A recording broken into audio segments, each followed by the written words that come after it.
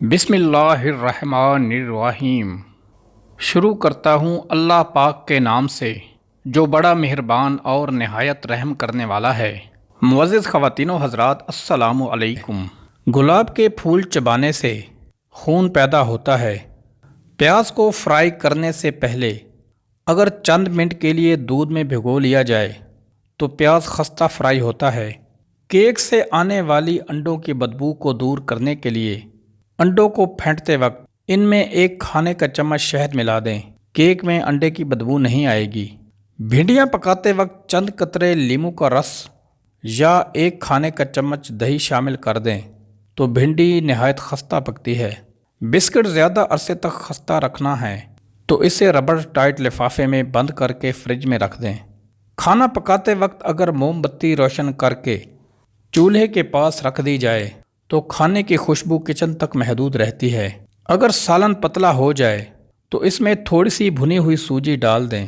سالن گاڑھا اور ذائقہ بھی اچھا ہو جائے گا۔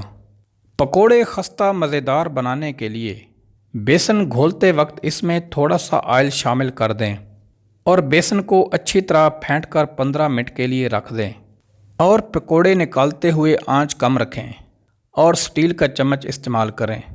پالک، میتھی اور سرسوں کے ساگ کی کڑواہٹ دور کرنے کے لیے کسی بڑے برتن میں پانی بھر کر اس میں 1 چائے کا چمچ ہلدی ڈال لیں اور پالک، میتھی یا سرسوں کو اس میں بھگو دیں تو کڑواہٹ دور ہو جائے گی۔ اگر انگلی میں انگوٹھی پھنس جائے تو اسے اتارنے کے لیے انگوٹھی والا ہاتھ برف کے ٹھنڈے پانی سے بھگوئیں۔ ایسا کرنے سے انگلی سکڑ جائے گی اور انگوٹھی آسانی سے اتر جائے گی۔ اگر آپ کے دانت کھٹے ہو جائیں تو بادام کھائیں، اس سے دانتوں کی کھٹاس دور ہو جاتی ہے۔ گھر کے دروازوں، کھڑکیوں کے شیشے اور آئینے چمکانے کے لیے کپڑوں میں لگانے والا نیل پانی میں گھول کر شیشوں پر ملیں، پھر صاف ستھرے نرم کپڑے سے اسے صاف کر لیں، شیشہ چمک جائے گا۔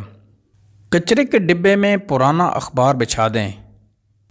کیلے لا کر رکھے جائیں تو یہ بہت جلدی کالے ہو جاتے ہیں اور پھر بچے انہیں کھانا پسند نہیں کرتے۔ انہیں گچوں کی شکل میں نہ رکھیں کیونکہ اس طرح یہ بہت جلدی پک جاتے ہیں۔ اس کی بجائے انہیں علیحدہ علیحدہ کر کے رکھیں۔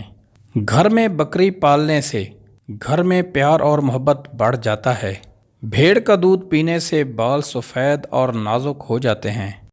اگر تنگ جوتے کی وجہ سے پیر دکھتے ہوں تو فلالین کے کپڑے کو بھگو کر جوتے پر رکھنے سے جوتا کھل جاتا ہے اور پھر پاؤں میں درد نہیں ہوتا۔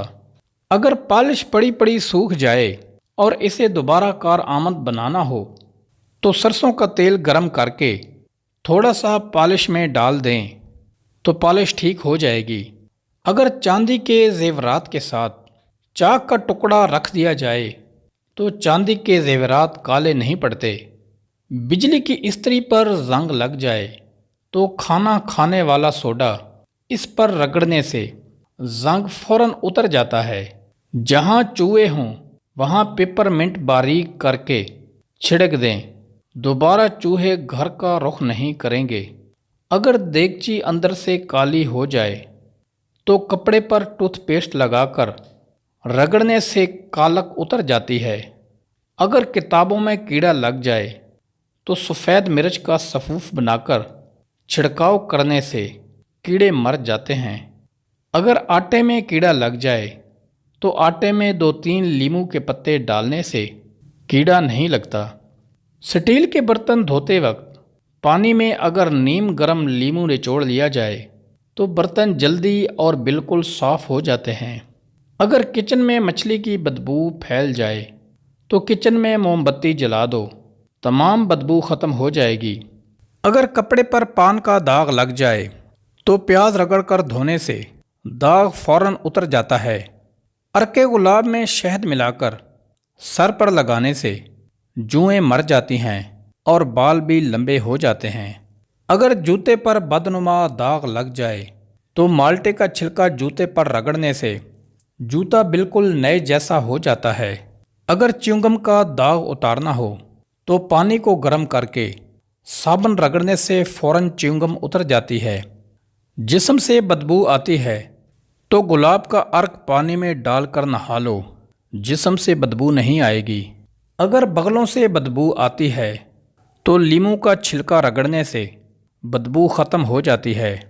چہرہ خوبصورت بنانا چاہتے ہو تو شہد آٹے میں ملا کر چہرے پر لگاؤ، چہرہ خوبصورت ہو جائے گا۔ حمل کے دوران تکلیف ہو تو سرسوں کا تیل پاؤں کے تلووں پر رگڑو، تکلیف دور ہو جاتی ہے۔